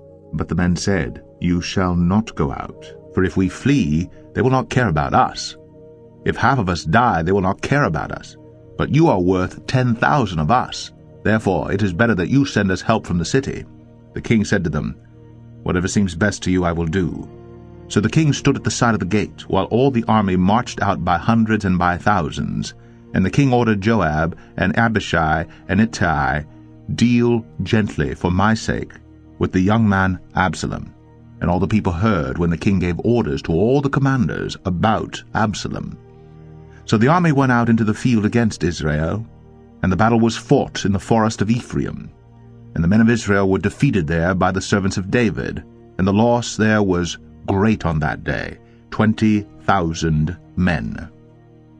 The battle spread over the face of all the country, and the forest devoured more people that day than the sword. And Absalom happened to meet the servants of David. Absalom was riding on his mule, and the mule went under the thick branches of a great terebinth, and his head caught fast in the oak, and he was suspended between heaven and earth, while the mule that was under him went on. And a certain man saw it, and told Joab, Behold, I saw Absalom hanging in an oak. Joab said to the men who told him, What, you saw him? Why then did you not strike him there to the ground? I would have been glad to give you 10 pieces of silver and a belt. But the man said to Joab, Even if I felt in my hand the weight of 1,000 pieces of silver, I would not reach out my hand against the king's son. For in our hearing the king commanded you and Abishai and Ittai, For my sake protect the young man Absalom. On the other hand, if I had dealt treacherously against his life, and there is nothing hidden from the king, then you yourself would have stood aloof. Joab said, I will not waste time like this with you. And he took 3 javelins in his hand, and thrust them into the heart of Absalom, while he was still alive in the oak. And 10 young men, Joab's armor-bearers, surrounded Absalom, and struck him, and killed him. Then Joab blew the trumpet, and the troops came back from pursuing Israel, for Joab restrained them. And they took Absalom and threw him into a great pit in the forest, and raised over him a very great heap of stones. And all Israel fled, every one to his own home. Now Absalom in his lifetime had taken and set up for himself the pillar that is in the king's valley, for he said, I have no son to keep my name in remembrance. He called the pillar after his own name, and it is called Absalom's monument to this day. Then Ahimaaz, the son of Zadok, said, Let me run and carry news to the king that the Lord has delivered him from the hand of his enemies. And Joab said to him, You are not to carry news today. You may carry news another day, but today you shall carry no news, because the king's son is dead. Then Joab said to the Cushite, Go, tell the king what you have seen. The Cushite bowed before Joab and ran. Then Ahimaaz, the son of Zadok, said again to Joab, Come what may, let me also run after the Cushite. And Joab said, Why will you run, my son, seeing that you will have no reward for the news? Come what may, he said, I will run. So he said to him, Run. Then Ahimaaz ran by the way of the plain, and outran the Cushite. Now David was sitting between the 2 gates. And the watchman went up to the roof of the gate by the wall, and when he lifted up his eyes and looked, he saw a man running alone. The watchman called out and told the king, and the king said, If he is alone, there is news in his mouth. And he drew nearer and nearer. The watchman saw another man running, and the watchman called to the gate and said, See, another man running alone. The king said, He also brings news. The watchman said, I think the running of the first is like the running of Ahimaaz the son of Zadok. And the king said, He is a good man, and comes with good news. Then Ahimaaz cried out to the king, "All is well." And he bowed before the king with his face to the earth and said, "Blessed be the Lord your God, who has delivered up the men who raised their hand against my lord the king." And the king said, "Is it well with the young man Absalom?" Ahimaaz answered, "When Joab sent the king's servant, your servant, I saw a great commotion, but I do not know what it was." And the king said, "Turn aside and stand here." So he turned aside and stood still. And behold, the Cushite came. And the Cushite said, "Good news for my lord the king, for the Lord has delivered you this day from the hand of all who rose up against you." The king said to the Cushite, "Is it well with the young man Absalom?" And the Cushite answered, "May the enemies of my lord the king and all who rise up against you for evil be like that young man." And the king was deeply moved, and went up to the chamber over the gate, and wept. And as he went, he said, "O my son Absalom, my son Absalom, would I had died instead of you, O Absalom, my son, my son." 2 Samuel 19. It was told Joab, "Behold, the king is weeping and mourning for Absalom." So the victory that day was turned into mourning for all the people, for the people heard that day, "The king is grieving for his son." And the people stole into the city that day, as people steal in who are ashamed when they flee in battle. The king covered his face, and the king cried with a loud voice, "O my son Absalom, O Absalom, my son, my son." Then Joab came into the house of the king and said, "You have today covered with shame the faces of all your servants who have this day saved your life, and the lives of your sons and your daughters, and the lives of your wives and your concubines, because you love those who hate you, and hate those who love you. For you have made it clear today that commanders and servants are nothing to you. For today I know that if Absalom were alive and all of us were dead today, then you would be pleased. Now therefore arise, go out and speak kindly to your servants. For I swear by the Lord, if you do not go, not a man will stay with you this night, and this will be worse for you than all the evil that has come upon you from your youth until now." Then the king arose and took his seat in the gate. And the people were all told, "Behold, the king is sitting in the gate." And all the people came before the king. Now Israel had fled every man to his own home. And all the people were arguing throughout all the tribes of Israel, saying, "The king delivered us from the hand of our enemies, and saved us from the hand of the Philistines, and now he has fled out of the land from Absalom. But Absalom, whom we anointed over us, is dead in battle. Now therefore, why do you say nothing about bringing the king back?" And King David sent this message to Zadok and Abiathar the priests, "Say to the elders of Judah, why should you be the last to bring the king back to his house, when the word of all Israel has come to the king? You are my brothers, you are my bone and my flesh. Why then should you be the last to bring back the king? And say to Amasa, Are you not my bone and my flesh? God do so to me, and more also, if you are not commander of my army from now on in place of Joab." And he swayed the heart of all the men of Judah as one man, so that they sent word to the king, "Return, both you and all your servants."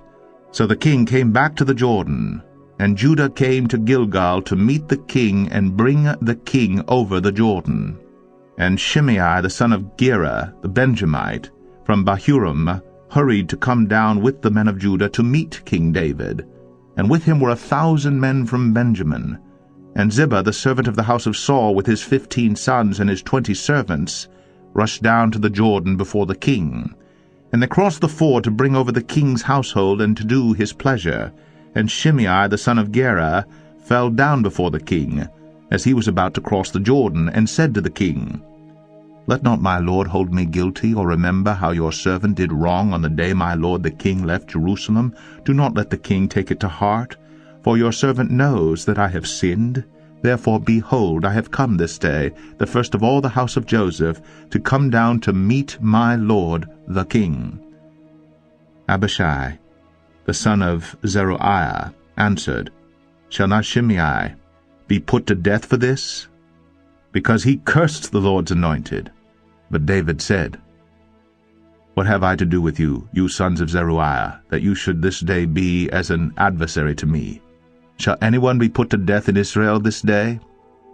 For do I not know that I am this day king over Israel? And the king said to Shimei, You shall not die. And the king gave him his oath. And Mephibosheth, the son of Saul, came down to meet the king.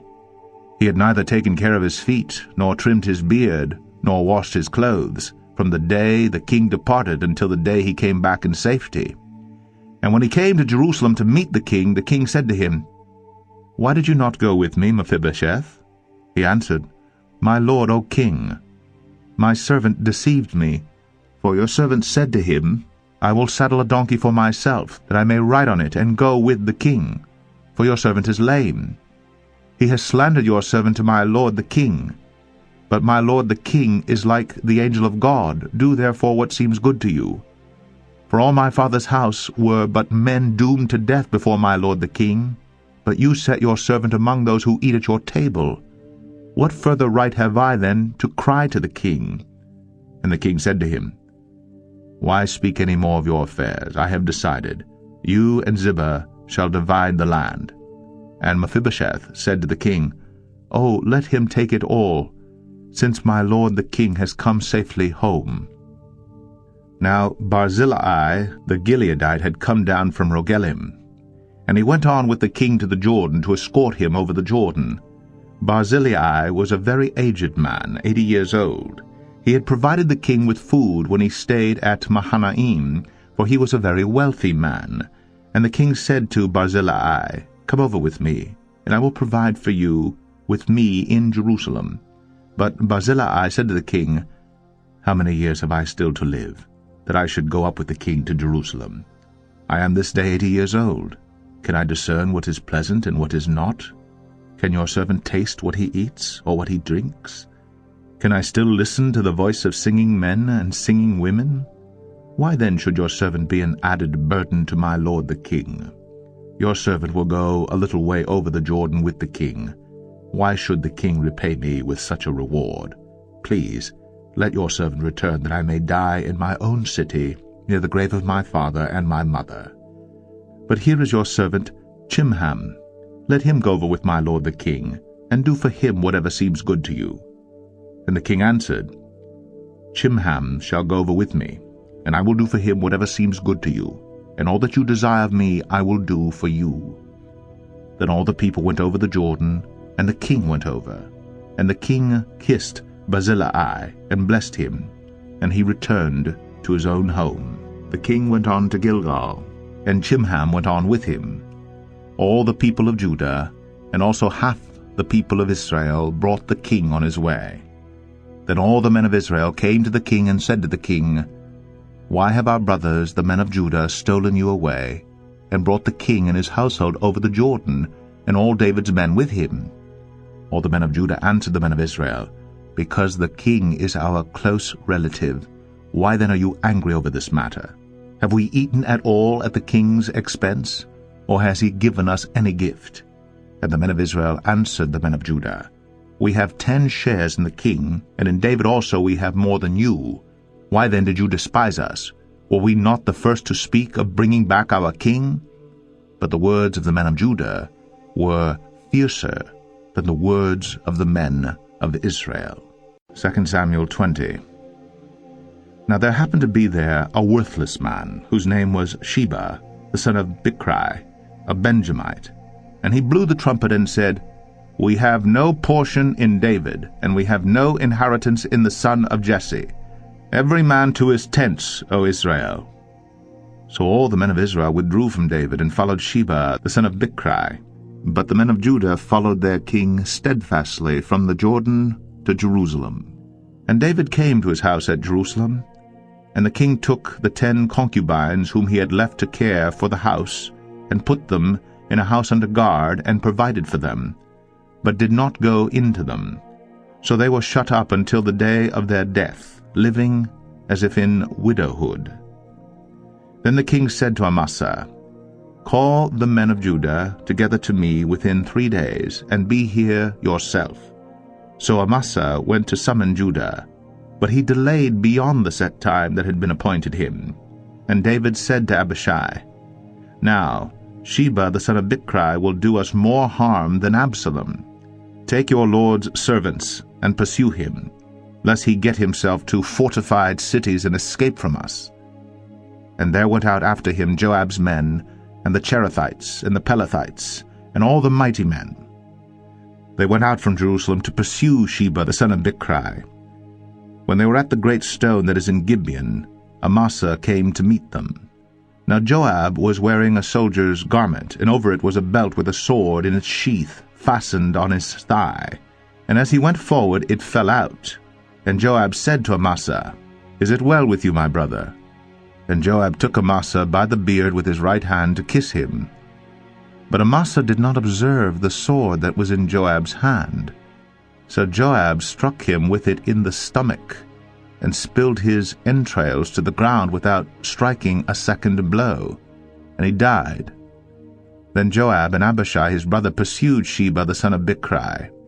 And one of Joab's young men took his stand by Amasa and said, "Whoever favors Joab, and whoever is for David, let him follow Joab." And Amasa lay wallowing in his blood in the highway. And anyone who came by seeing him stopped. And when the man saw that all the people stopped, he carried Amasa out of the highway into the field and threw a garment over him. When he was taken out of the highway, all the people went on after Joab to pursue Sheba, the son of Bichri. And Sheba passed through all the tribes of Israel to Abel of Beth-maachah, and all the Bichrites assembled and followed him in. And all the men who were with Joab came and besieged him in Abel at Beth-maachah. They cast up a mound against the city, and it stood against the rampart, and they were battering the wall to throw it down. Then a wise woman called from the city, "Listen, listen, tell Joab, come here that I may speak to you." And he came near her, and the woman said, "Are you Joab?" He answered, "I am." Then she said to him, "Listen to the words of your servant." And he answered, "I am listening." Then she said, "They used to say in former times, 'Let them but ask counsel at Abel.' And so they settled a matter. I am one of those who are peaceable and faithful in Israel. You seek to destroy a city that is a mother in Israel. Why will you swallow up the heritage of the Lord?" Joab answered, "Far be it from me, far be it, that I should swallow up or destroy. That is not true. But a man of the hill country of Ephraim called Sheba the son of Bichri has lifted up his hand against King David. Give up him alone, and I will withdraw from the city." And the woman said to Joab, "Behold, his head shall be thrown to you over the wall." Then the woman went to all the people in her wisdom, and they cut off the head of Sheba the son of Bichri, and threw it out to Joab. So he blew the trumpet, and they dispersed from the city, every man to his home, and Joab returned to Jerusalem to the king. Now Joab was in command of all the army of Israel, and Benaiah the son of Jehoiada was in command of the Cherethites and the Pelethites, and Adoram was in charge of the forced labor, and Jehoshaphat the son of Ahilud was the recorder, and Sheva was secretary, and Zadok and Abiathar were priests, and Ira the Jairite was also David's priest. 2 Samuel 21. Now there was a famine in the days of David for 3 years, year after year. And David sought the face of the Lord, and the Lord said, "There is blood guilt on Saul and on his house, because he put the Gibeonites to death." So the king called the Gibeonites and spoke to them. Now the Gibeonites were not of the people of Israel, but of the remnant of the Amorites.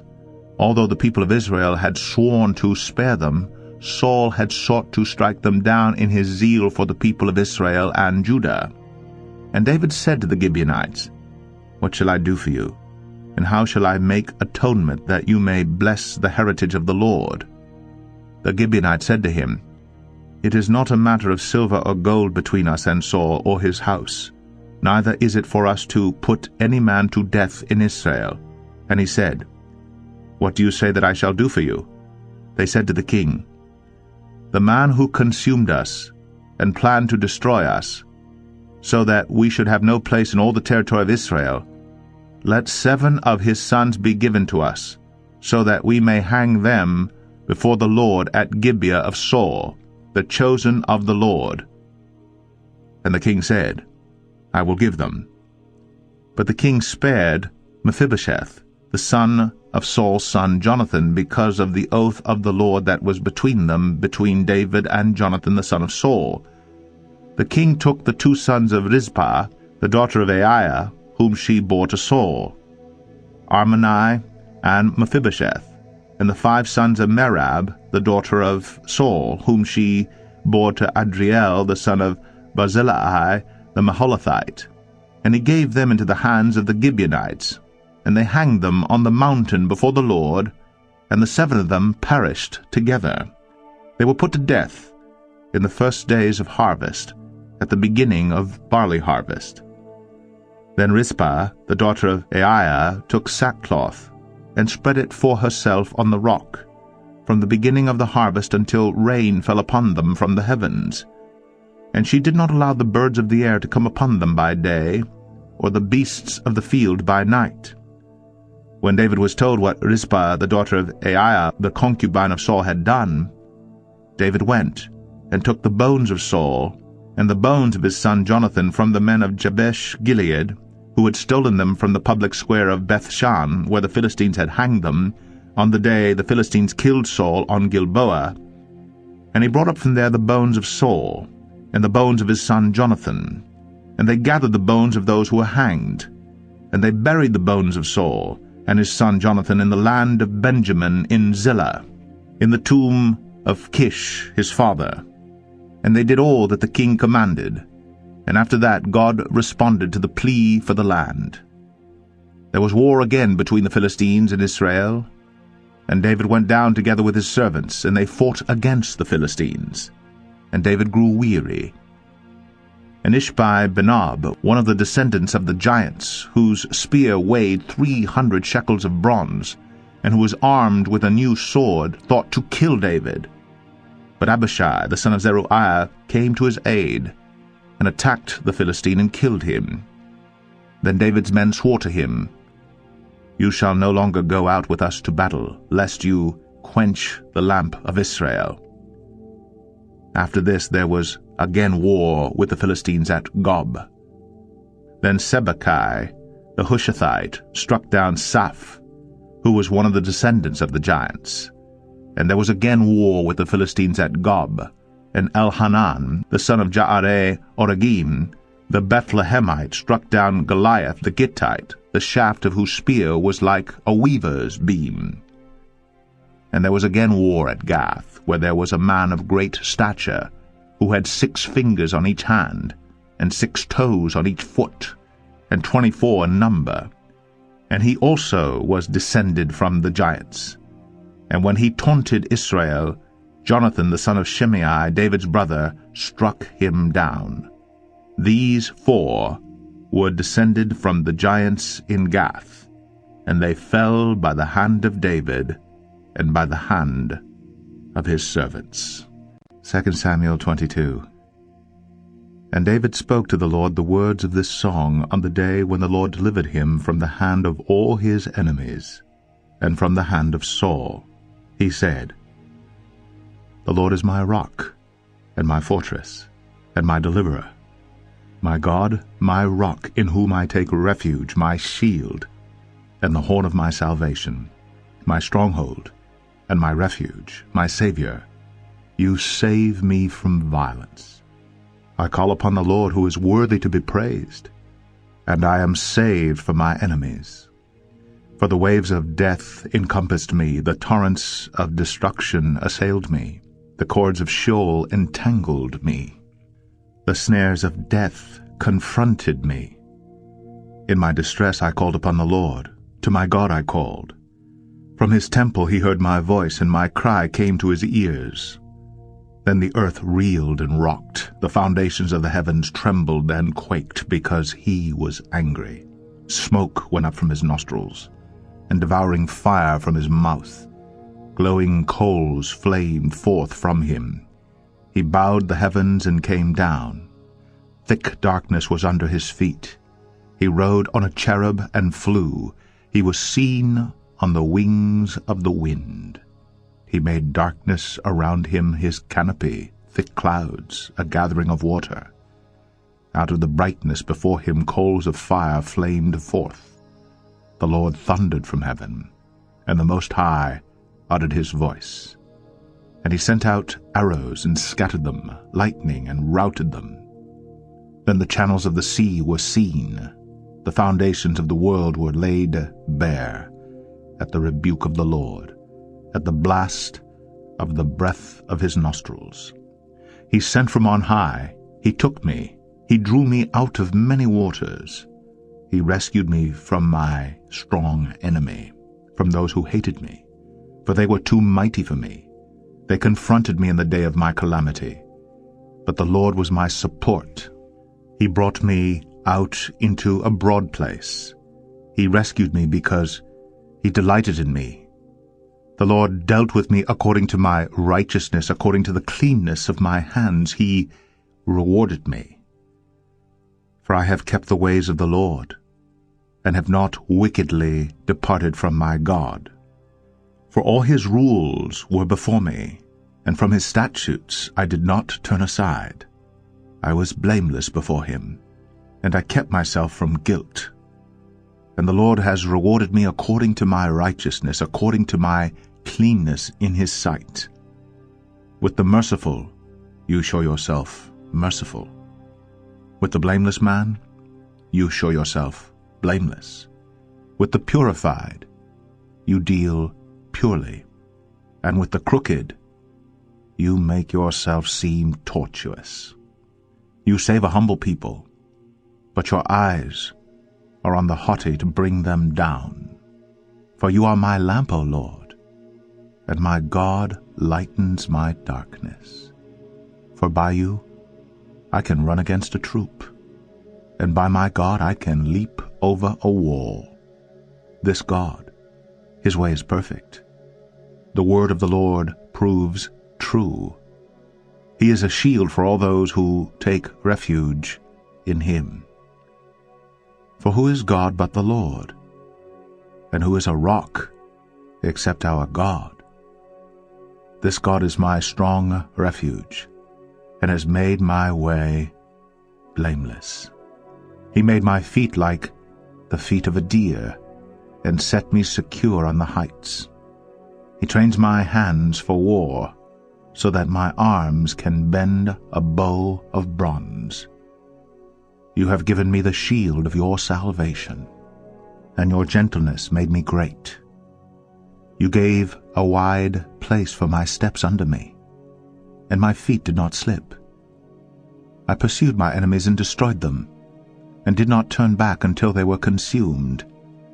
I consumed them. I thrust them through so that they did not rise. They fell under my feet. For you equipped me with strength for the battle. You made those who rise against me sink under me. You made my enemies turn their backs to me, those who hated me, and I destroyed them. They looked, but there was none to save. They cried to the Lord, but he did not answer them. I beat them fine as the dust of the earth.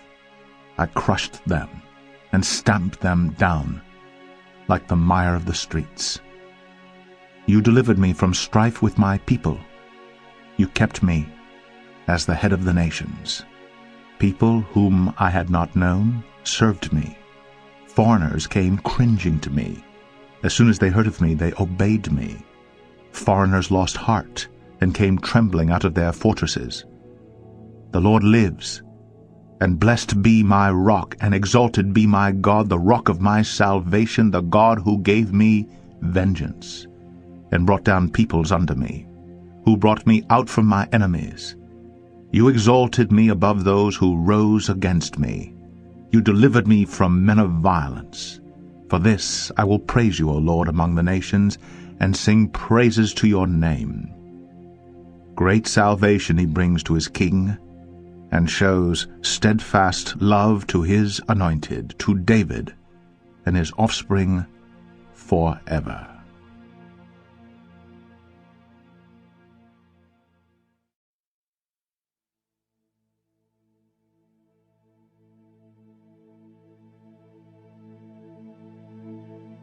Second Samuel 23.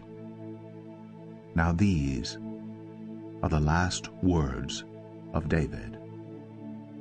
The oracle of David, the son of Jesse, the oracle of the man who was raised on high, the anointed of the God of Jacob, the sweet psalmist of Israel. The Spirit of the Lord speaks by me, his word is on my tongue.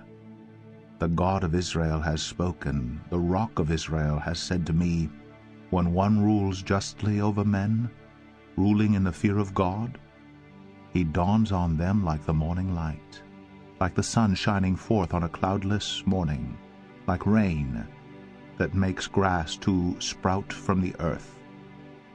For does not my house stand so with God? For he has made with me an everlasting covenant, ordered in all things and secure. For will he not cause to prosper all my help and my desire? But worthless men are all like thorns that are thrown away.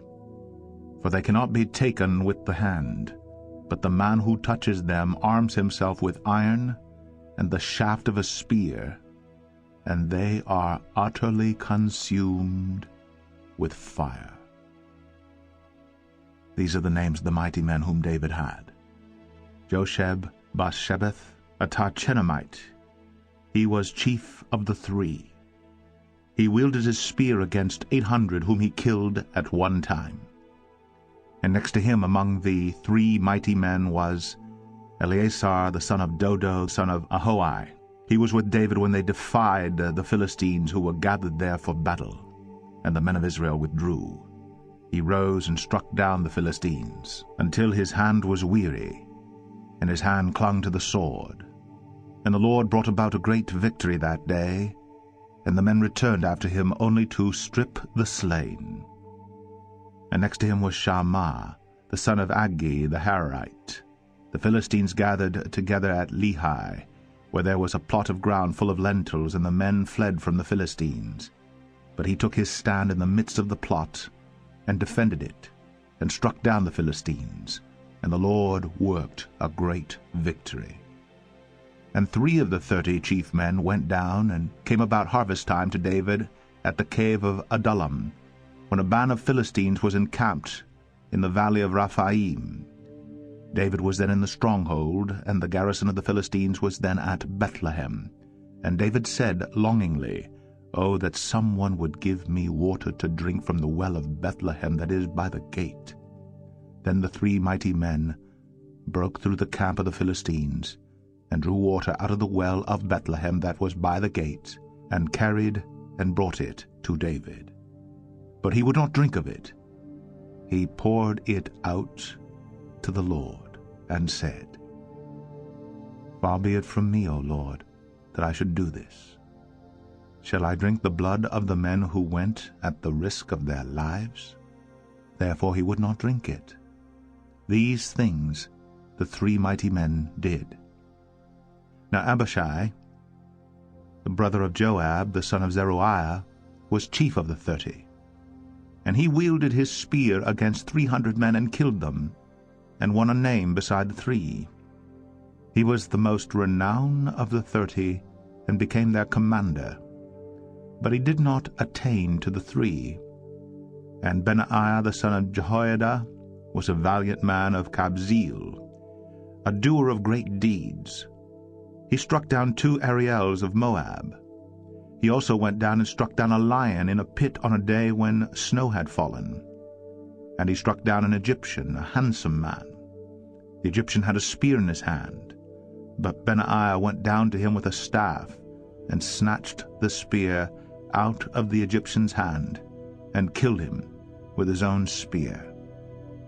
These things did Benaiah the son of Jehoiada, and won a name beside the 3 mighty men. He was renowned among the 30, but he did not attain to the 3. And David set him over his bodyguard. Asahel the brother of Joab was one of the 30. Elhanan the son of Dodo of Bethlehem, Shammah of Harad, Elika of Harad, Helez the Paltite, Ira the son of Ikish of Tekoa, Abiezer of Anathoth, Mebunai the Hushathite, Zalman the Auhite, Maharai of Netophah, Heleb the son of Baanah of Netophah, Attai the son of Ribai of Gibeah of the people of Benjamin, Benaiah of Pirathon, Hiddai of the brooks of Gaash, Abi-albam the Arbathite, Asmaveth of Bahurim, Eliabah the Shaalbanite, the sons of Jashen, Jonathan, Shammah the Hararite, Ahiam the son of Sharar the Hararite, Eliphalet the son of Ahasbai of Maacah, Eliam the son of Ahithophel of Gilo, Hezro of Carmel, Paarai the Arbite, Igal the son of Nathan of Zobah, Bani the Gadite, Zelek the Ammonite, Naharai of Beeroth, the armor-bearer of Joab the son of Zeruiah, Ira the Ithrite, Gareb the Ithrite, Uriah the Hittite, 37 in all. 2 Samuel 24.